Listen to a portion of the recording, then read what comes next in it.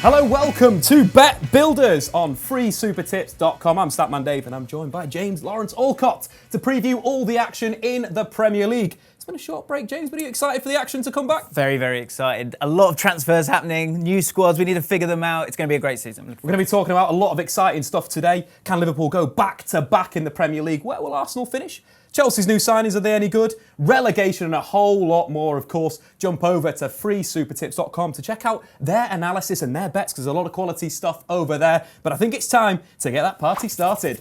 So first up, James, the first game we're going to be diving into, Fulham versus Arsenal. Mikel Arteta has had a pretty decent start to life in the Emirates. How impressed have you been by his tactics, by how they're playing, the big games they've won? Yeah, I've been really impressed with Mikel Arteta. I was expecting a reaction from them when he came in, and I think you saw that, most importantly, with less goals going in. I think that's the big thing for Arsenal, that Arsenal fans were really frustrated with. I think under 2 goals a game since he came in, which is a lot less than it was before. And that's the big thing with them. With Arsenal this season, with the players that have come in, I'm intrigued to see what formation they go with. They've brought in a couple of centre-backs, but will they continue with 3 at the back, or will they go to a back 4? Because if they go to a back 4, then you might see a few more options and a few more goals for the opposition. But I've been very, very impressed with Arteta. It's quite interesting. I've liked the signing. Saliba finally coming in from Saint-Etienne. He's a very technically gifted player, but very calm, very, very calm on the ball. Whereas Gabriel, his partner, a little bit more aggressive. I could see them starting with a back 3. So those two can kind of get used to the Premier League, get adapted, and then go forward. And then say, like you say, in 3 men in midfield, score more goals. So do you have those two and you have David Luiz in the middle of those two? Because they gave him that extra year. I think a lot of people were a bit surprised by that. But that's the thing for me. I think with those 2 players coming into the Premier League, it is a step up. How quickly will it take them to sort of hit the ground running? I think a lot of Arsenal fans will be hoping that they can do that. But at the moment, we still don't know about those 2. I think the midfield with Ceballos, he obviously likes Ceballos, he's brought him back. And Xhaka as well, who I think we've struggled to see the best of him. But I think you started to see it with Ceballos in that midfield. I think, look, it looks good for Arsenal. How far they can go? This is the question, James. I don't know. Where are they going to finish in the Premier League? Put your mouth on the money. I'm going to put my mouth on the money, Where guys. Where are you going with? I think as much as they will improve, I think other teams above them, Man United, I think Spurs will be better this season. Chelsea spent a lot of money. Man City always spend a lot of money. Liverpool won the league.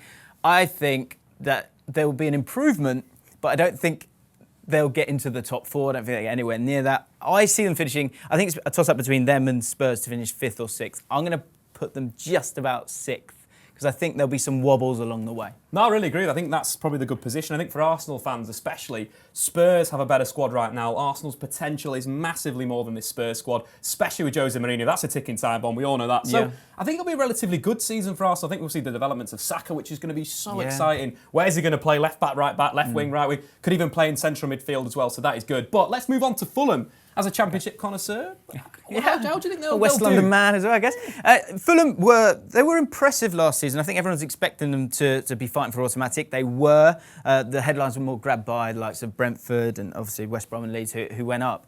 But Fulham are a good side with a good squad, and defensively they were very good. I think every time they went into the lead in a game, they never lost. They never lost that game. They won all of those games. So that showed a team that was improving in terms of their mentality. That was the big thing for Scott Parker. He said it himself in a lot of interviews that he wanted them to be a lot stronger mentally, because when they went down, the amount of goals that they conceded, which is I think the big concern for Fulham fans this time when they go back up, you don't want to see that car crash that there was, especially with the amount of money that had been spent.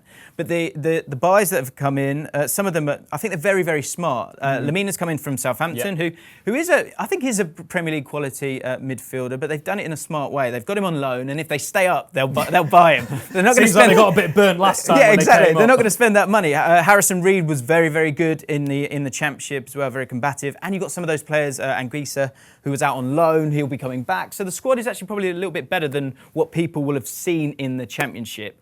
I think it's going to be difficult though, and I think they're very reliant on Mitrovic. They really are. I think that's the interesting side with Fulham, is that they're stylistically they do like the ball. I kind of liken them to Louis van Gaal's United, where, like you're saying, when they take a lead, they can sit there and hold it. Mitrovic has 26 goals in the Championship. The real question is, can he do that in the Premier League? He's had one go before. I think it was 11 goals in the league. That Fulham side was quite poor. Is it better this time? Will Mitrovic score more goals? I can see him scoring the same amount.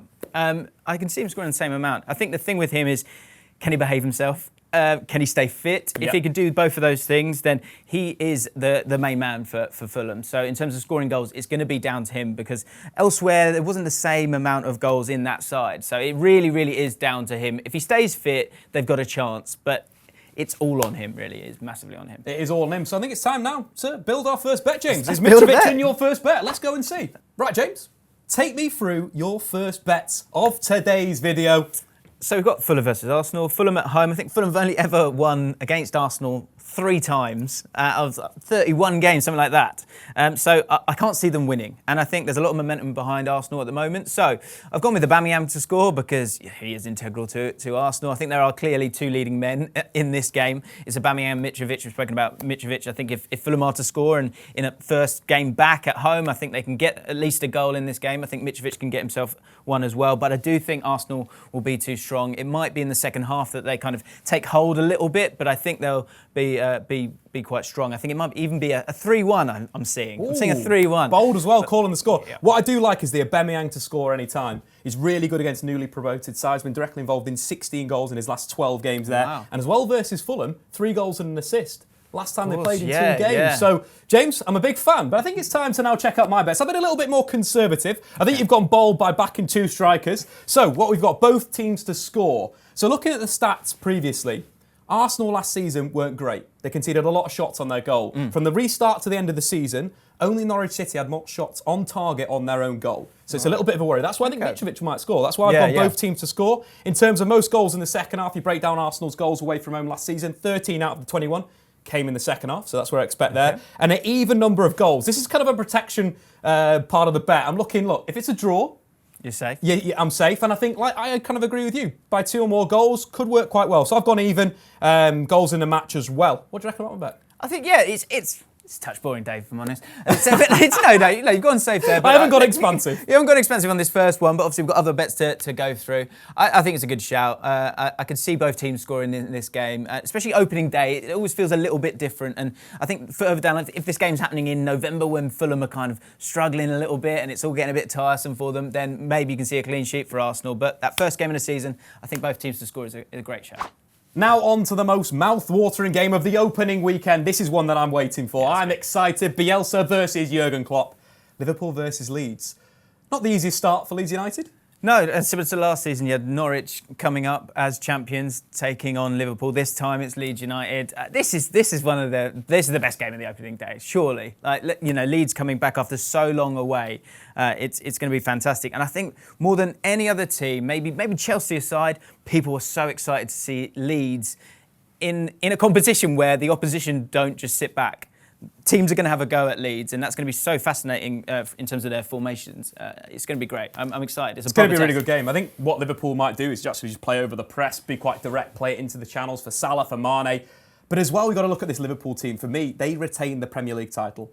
I think you look at what happened to Jurgen Klopp in Germany. He lost his key stars. Goetze went. Looking at Sahin went in that first season. Lewandowski. He lost all the key guys. He hasn't lost anyone this time.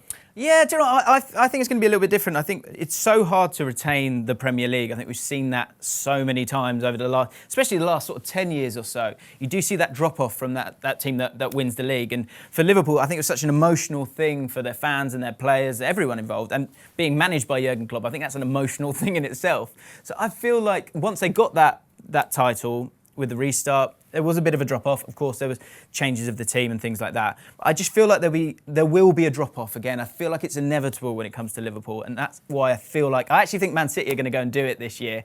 I think they'll have the bit between the teeth. I think they've strengthened and centre-back. They're looking to strengthen even more.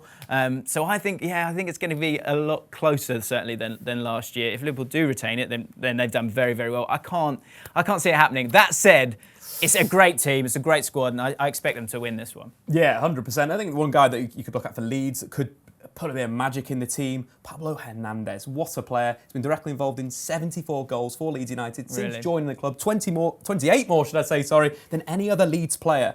He could be a guy that could spark something. Ailing at fullback, I love how he moves inside. but it does seem a little bit like this Liverpool team's going to be geared and ready to go for this. Yeah, it's a baptism of fire for Leeds United. Hernandez, as that sort of older head, is going to be crucial, and how they're able to kind of keep the ball and move the ball is going to be huge. I think actually not having fans there might be useful for Leeds, because I think they'll be so up for it if the fans had been there, that this might help them. Hernandez is a beautiful player to watch, and they do rely on him sometimes just to kind of get them over the line in the Championship. So in a different scenario where they might be up against it a bit more this season in the Premier League, it'll be interesting to see how crucial Hernandez is for them. It will be. And let's see if Hernandez is in your bet, James. Right, James. So the biggest game of the weekend. Take me through your bets. So I've gone, despite everything that we said, saying Liverpool might not win the league, I do think they'll start off very well, and I think we saw that in the Norwich game last year. I'm using that as a bit of a comparison. Quite an open team, I would say. I mean, Leeds are a much better side than Norwich were last season, with a lot more experience in their team, even if it's not Premier League experience. But I do feel like Liverpool are going to be far too strong for Leeds in this game, especially at home. And so I'm going for over 3 goals. I think there'll be a lot of goals in this. And as an FPL man myself, Mane and Salah were superb last season. Make sure you get them in your team. But I can see them both scoring in this one. Firmino's often the guy who provides the goals instead of scores them. Both of them will want to get on the score sheet, and I think that they will, especially with the way that Leeds play with their fullbacks and them looking to push on, things like that. And I just think Liverpool are going to dominate this one. I think we all kind of want it to be a really exciting game, but I actually think they might get steamrolled a little bit, Leeds here. That's upsetting. If Mohamed Salah does score, though, he'll become the second player in Premier League history to score in the first game of a season 4 seasons in a row. The first player ever from Liverpool in their history as well. So that's a little stat there that Mohamed Salah That's not a little can stat. tick That's off. not a little stat. It's a It's a pretty big one. stat. That's a great stat. Talking about stats, should we move on to the Statman Dave Yes, bet let's build? do Should we this, have a let's look do at this, that, let's see do what it. I've got? It's quite got a similar flavour to it, of course. Mohamed Salah, anytime, mentioned that stat before, just think he finished the season off really well. He started getting back to his best. The goals started to come. Liverpool were reasonably poor post-lockdown. They won the league title and they dropped off a bit. But Mohamed Salah was flying. I'm going Liverpool half-time, Liverpool full-time. I think a set piece in that first half, and then Liverpool just to dominate. Most goals in the second half as well. Liverpool have been a bit slow in pre-season. They needed to kick on a little bit higher. And I think with Minamino coming off, could be at half-time, could be an impact off the bench. So there's my bet altogether. What do you reckon? Yeah, no, I think we're on the same page here. I think as much as everyone kind of wants Leeds to do well right now, and I think they will do well this season, I don't think this is the game for them or the system that's going to be up against them, and I think Liverpool will be far too strong. So I agree with you, mate. I think it's a good bet. Next up, we've got to talk about West Brom versus Leicester City. First, let's talk about Brendan Rodgers' men. They've had a really sort of tough 2020. Look at November last season. They were 12 points clear of 4th place, of course, and finished 5th in the Premier League. I think the really interesting side with them coming into this season, Maddison's not had a pre-season, Ndidi's not had a pre-season, Pereira's still coming back from injury, Chilwell is off to play for Chelsea. Yeah. How can they turn this form around, James? I think did they exceed expectations last season? That's the thing I still can't figure out, because I think we like a lot of their players, and I think I like the way that they were set up. But when the wheels fell off, and they did in a big way, then you started to look at this team and thought, some of these players shouldn't be playing in these positions. Someone like Ayoze Perez, you've bought him for 30 million. I was slightly concerned about that transfer in the first place, but once they needed to rely on him, he wasn't really at the races for them. Maddison was a big loss for them as well. They did have injuries. I think that's something that's important to say. But I think it's for Brendan Rodgers, it's about him galvanising that squad and getting the confidence back in that squad. Because I think a year ago, we were all really excited about Leicester City and we thought something big was going to happen, and it really did fall off in a huge way. So if he can find a way to get them moving again, Vardy was top scorer, so he will always score goals for them. But can they recreate what they did last season? I'm not so sure. I think they're going to. I think it's going to be a bit of a slog this year for them. I think their fullbacks were so important. Ndidi was so important. Maddison was so important. And having, none of those players really fit and ready to go and ready to fire, it's going to be a big concern. But for me, West Brom are pretty rubbish. I'd put them bottom of the league in my predictions. So, sorry West Brom fans out there. Yeah, I had them right down Are you in? Are you out? I think they certainly get relegated. I'll be very surprised if they can stay up. I think the thing to remember when we're predicting all these things is we know there are so many storylines ready to be written. And when that happens, we must remember managers are going to lose their job this year. And when I look at some of these teams and when I look at West Brom, as much as the fans love him, they're now I can see it going wrong. We get to November, Bilic is out, a new guy's in. We're not really sure about him either. And you can see it just being one of those seasons. They don't score enough goals from their forwards. That's the big one for me. You've got Robson Kanu, you've got Charlie Austin, who is now he's a championship striker now. He's not a Premier League striker anymore. Dianganga and Pereira are exciting, but I just don't see the goals up top. And you need to score goals if you want to stay in this division. Absolutely correct with all those points. I think Pereira's the interesting one. Could be the Bundia of this season, creativity-wise. 16 assists in the Championship last season, in, of course, England's top flight or England's top 4 divisions. You're looking at only Kevin De Bruyne more assists. So there's a bit of spark in there, but I kind of agree, like, who's going to score the goals? That is the big question. They've not gone into the market. They've not got anyone. So that is a big concern for me. Shall we start to have a look at the bets? Let's have a look. So, James, take me through your bets. A little bit confusing. If you could dive into it for everyone, that'd be fantastic. I mean, I guess it's very specific. I think when you're making your bets, you start to sort of see the picture of the game, and then sometimes you get to the result at the end. I think I got to the result first, and I built the bet after that. So what I think is basically going to happen is I think it's going to be 1-1, and I think that's going to be. So I think Leicester City will come out a bit quicker, and I think Jamie Vardy does what he does, scores goals. So I think he'll get the first goal, and I think that'll be in the first half of the game. In the second half, West Brom will go for it. They'll try and get themselves a goal, and they will do, and it will be a draw. So that's why I've put this bet together. Which really, I could have added 1-1 at the end of that. That would have been a really good bet build, but I've missed out on that one. But 45-1, I don't think that's too bad. Not too bad. I think we should call you James the Octopus. I think that is very, very precise. Shall we have a look at my bet? My bet's a lot safer. I think I've gone with a safe one here. Leicester to win by 2 or more goals. I just think that this West Brom team isn't great, and Vardy anytime. I think Vardy is going to be flying. I think he was flying back end of the season. He's the guy that's going to lift Leicester City, and that's why I've gone with a bet. Quite simple, precise, like your bet, Thanks. but maybe a little bit more likely to happen. I think, look, we've both gone with Jamie Vardy, which makes sense, because I think this West Brom is going to leak goals just as much as it's going to score goals, so good shout. So now let's move on to Spurs versus Everton. We've seen Jose Mourinho doing a number of questionable things recently, especially with Danny Rose. But will the signing of Matt Doherty fire Spurs into the top 4? Maybe not top 4, but I think Spurs were really unlucky last season in terms of their injuries. On that documentary, we've sort of kind of seen how that comes to be. And I think we can see a lot more from Spurs this season. And I think Mourinho will be hoping for that as well. Because if you get Kane and if you get Son in the team, you generally do all right. They generally do okay. And so Doherty coming in there, I just think he's perfect for Spurs. I think defensively he's better than Aurier, but going forward, he's so brilliant in terms of his attacking threat. And I think he's going to make the other players play better. You've got Kane in the middle who's going to score some of those goals from those crosses. I think Dele Alli, you'll get more from him because I think he's better facing goal than he is with his back to goal, personally. And if it misses those two guys, you've got Son on the left-hand side ready to score as well. So I think Doherty's a perfect fit for Spurs. I think he's a perfect fit for Mourinho, who wants a sort of more hardened team. He's a proper bloke, is Doherty. He's a proper bloke. So I think we can expect more from Spurs this season. But top 4, I'm not sure. Top 4 is a bit hard. They ended the campaign as well, defensively quite good. And I think with Doherty coming in, they're only going to get better. You know, in terms of their attacking, we've seen Ben Davies tuck in, the right wing back fly forward. It's going to give Spurs so much more. And Doherty's ranked really high for shots in the box. Yeah. The best for any fullback last season in the Premier League. So if Spurs might need a goal, they've got a guy now flying into the penalty area that's a little bit more composed, should we say, than Sergio Aurier. Yes, he did it against Olympiacos in that 4-2 win, but we've not seen it enough. On to Everton. Everton are just playing Football Manager, aren't they? Alan, Decore and James Rodriguez. James Rodriguez to you, James. Yes, he is. Look, he's a beautiful man. I mean, I'm delighted that he's in the Premier League, so I get to look at his face more. But I do feel like I'm in 2016 or 2017 or 2018 or 2019. It's Everton again, where, yes, I'm excited by these players that have come in yet, but they haven't proven it to me yet either. It does seem like the same cycle again with Everton.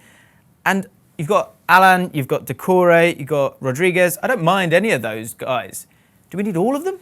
It's a lot. Again, it's just a lot of money being spent. I think Everton fans are allowed to get excited each season. That's important.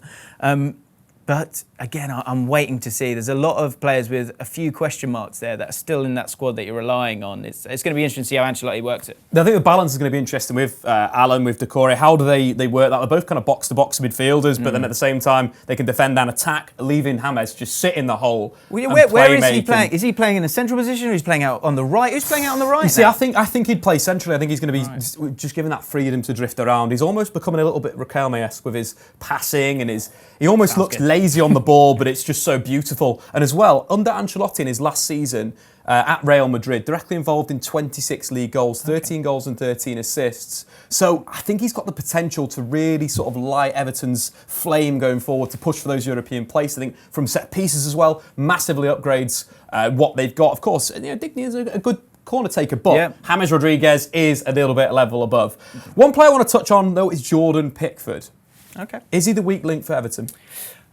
Is he the weak link? He had a bad season last season. I don't think there's any getting away from that. And it's very difficult being a Premier League goalkeeper nowadays because you're under so much scrutiny. Everything's a meme. And I think that's the thing with Pickford. He's had his own moments along the way. As a Man United fan with De Gea, you've seen it yourself. What are you talking about? Best goalkeeper in the world. Yeah. That's true, whenever he makes a save. So I like Pickford. I think he is a good goalkeeper. He needs to have a better season than he did last season because if he doesn't, then he's drifting towards Butland territory. This is the bad start as well for him. In terms of games that he's played against in the Premier League, Spurs, he's conceded more goals against Spurs than any other goalkeeper in the league, and he's failed to keep a clean sheet in his last 8 games against Tottenham. I think the big problem for Everton is one, that they have a terrible record against Spurs, but secondly, so many new players. How are you going to fit them all in and hit the ground running? I think that's going to be a difficult thing for them against a Spurs side that haven't made that many changes. I think you know how they're going to play. Absolutely. Let's take a look at the bets now. Okay, James. Jose Mourinho seems to be doing very well out of these bets. He's doing all right, yeah. So let me take you through my thought process this time. I think Spurs are going to do well in this game. I just don't feel like... I think it's too early for us to see the best Everton. And I think we're going to see a good, resolute, strong, Mourinho-esque Spurs. So that was my thought process going in. So I thought, look, Spurs are going to win this game. So let's be careful, let's be safe. So win or draw there. If Spurs are going to win, they're going to have to score a goal. That means Harry Kane's probably going to score a goal. So Harry Kane to score any time. But then I saw, in my head, I was like, whoa, now. Hold on a minute. This is a Jose Mourinho team. Let's just calm down a second. Let's just rein it in a little bit here. Let's keep it under 2 goals. So 2-0 under 3 goals. Under 3 goals, sorry. Under 3 goals, yeah. Nice. No, I like the Kane. I've got Kane in my bet as well. In terms of Harry Kane under Jose Mourinho, 12 goals in 16 Premier League games. Decent. And also and they're best mates, aren't they? They're best pals. They're really good pals. And also the post-lockdown form for Kane, 7 in 9. And he's also got a few records to catch up on. If he scores 2 goals against Everton, he'll have 145 Premier League goals, which takes him to 12th in the all-time Premier League top goal scorer list. I'm sure he's fully aware of that. That is why he wants to go. Let's take a look at my bets now. Again, they're quite similar to you, to be fair. We've got Kane anytime. I completely agree with that. I think Harry Kane I blinked and I thought it was could be the guy. Yeah, same bet. We've also got Tottenham win or draw. I think if, a Jose team, you've always got to look at that. They don't lose many games. It's one of these things he does. They're not most exciting as you've got your under 3 goals, but they're not there. I think in terms of most goals in the second half as well, Spurs seem to start quite slowly under Mourinho. Mourinho's side seem to start quite slowly for the last 5 years. So that's where I've gone with that. I think that's a good shout with the most goals in the second half because I think opening day as well, there's a lot of figuring each other out and figuring your own team out. So it might be in the second half that we actually start to see the goals. So it's time for the final bet that we are going to build today. And that is for, of course, the big game, Brighton versus Chelsea. I'm excited for this one. Could be goals galore, but let's go through Chelsea's side. I want you to give me a score out of 10. First up, Timo Werner. 10. Hakim Ziyech. A couple of months ago, 9. Now, 7.5. That is disrespectful. That's going to be higher by the end of the season. Kai Havertz. 8.5. Thiago Silva. 8.5. Mangala Sarr. 6.5. Chilwell. 7.5. I think the big question now is, how would you put all those players in 111? I'm slightly confused. I made quite a statement on a video recently where I was saying, Lampard, if this works, Lampard might be recreating football because I'm trying to figure out how you make this work and people don't just get in each other's way because you've got a lot of people that want to cut inside, basically, on both sides of the pitch. So I'm asking you, how do they do it? Well, I think that's the interesting side. Both Hakim Ziyech and Havertz, they operate in exactly the same inside right position. That's where they create for, that's where they move off the ball. But I think it could be really interesting to see how Werner plays.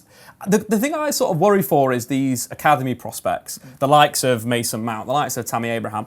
Where do they go? How do they fit into this team? I think he's got such an embarrassment of riches here, though, that actually it'll be easier than you would imagine. Like, if he didn't have this many, then he would maybe be a bit more careful. But because he's got so many, I think in those the lesser sides, and when we get to, say, Champions League football and you've got a game at the weekend, you've got a lot of players that are tired, I think that's when he might rely on those players in the league as much as the Champions League. So I think there'll still be a bit of space for a lot of these players. They've got a lot of games to play. Talking about space and great use of space, great link there. Graham Potter's Brighton are one of my favourite teams to watch. They are brilliant. The hipster's choice, They are the hipster's choice. They play 3 at the back, they play diamonds, they play a 4-2-2. They just love playing football. One guy that really impressed me back end of the season, Tariq Lamptey. Signing from Chelsea as well. He'll want to make the unbelievable signing. Million. He'll want to make the difference. That assist versus Liverpool, beautiful. Is he someone that you're looking at and thinking, this guy, young player of the year? I think a lot of Chelsea fans are just like, oh, does he have to go? But he kind of does have to go, because you've got a player who I actually think is one of the most exciting players of all the young players, Reece James, who can only get in the team as a right back for Chelsea. So Tariq Lamptey's maybe a touch behind him, maybe the size of him as well, maybe that's a factor. But he's a very, very good player, and Brighton is perfect for him, because I think often with teams, look, size does matter, and the rest of that back four, you've got Burn, Webster, White, Dunk. You've got that size there. So Lamptey can kind of be who he is, which is a very, very good footballer. And in an attacking sense, I think we'll see a lot more from Brighton. I expect them to do well this season. You see, I think Chelsea have made a big mistake letting him go. I think Reece James isn't a fullback. I think you alluded to that there. I think Lamptey is a fullback. Well, I think he's a better midfielder. Yeah, I agree. I think his attributes just suit that. I think defensively he gets caught out too much. Look, he can deliver the ball into the box. But why can't he play as a 3-8 in a central midfield position? Because you brought all the other central midfielders in there. Yeah. But no, James, we've spoke about Chelsea, we've spoke about Brighton. It's time to build our final bet. Let's do it, mate. Let's do it. Well, it's time to build the final bet of today. Mystic James strikes again. It's very precise, this bet, James. It always is with me. This one's a bit saucy as well. Yeah, I've gone with... and look, we're all excited about Brighton. We think they're going to do okay. And actually, they had quite... I don't know, maybe it's just the games that I watched, but, that win against Arsenal. They had some win against Spurs as well last season. Good results against some of the better teams, because they do play good football. So I wouldn't be surprised if Brighton do get themselves ahead in this game. But I do think there's going to be goals. There has to be goals. Chelsea have got so many great players. I think a bet that I didn't put in here might have been more goals in the second half, because of the embarrassment of riches that Chelsea have. Off the bench especially. Off the bench especially, exactly. And Mason Mount might be one of those, or he might start as well. Lampard really likes Mason Mount. I really like him as well. I think he's very intelligent, and I think he's going to be very useful for that team, because you've got a lot of players who want to play in the same position, but Mason Mount less so. He's got that adaptability. So I can imagine him getting on the end of some of those so inside runs, and then there's a pass, and there he is. And I just think you missed out on an obvious one. Let's take a look at my bet right now. There's a real obvious one that you're not screaming about. Timo. Brother Timo Werner. 28 goals in the Bundesliga last season, and he's nowhere to be seen on your bet, James. Oh, yeah, no, I'm looking at my odds. He already scored against Brighton in a pre-season friendly. And he's already done it once this year. So he's used his go now. It's going to be someone else's turn. I was just looking for higher odds, I think, with this one. Because I think Chelsea will score a lot of goals, and he can't score all of them. He can't, but I kind of agree with that. Brighton will grab a goal, both teams to score. I think Chelsea are so open. You're looking at, even if they started Thiago Silva, 35 years old, is he ready for the Premier League? Is he going to be adjusted straight away? Maybe not. Who's his partner? So many questions in that back line. Definite goals for me, for Brighton. Werner, we mentioned before, to score any time. And Chelsea to win or draw. It's going to be a high scorer, I think, this one, which just means I've ruined the game for everyone. Sorry, everyone at home. But I'm kind of excited to see this Chelsea team. How Lampard is going to get all these guys in, we will see. It's going to be good. Do you know, I think this highlights that we've gone through all these games, and I'm really excited to watch the Leeds game. We're excited to see Fulham play. I'm really excited to see Chelsea, Brighton. It's great to have the Premier League back. Well, guys, we have built the bets for this week, of course. Gamble responsibly. If you want to check out some more tips, go over to freesupertips.com. There's a lot of good stuff over there. Great stuff. Premier League stuff that you can't miss out. James, thanks for coming along. Go and check James out on Twitter, on Twitch, and on YouTube as well. And we will see you in the next one.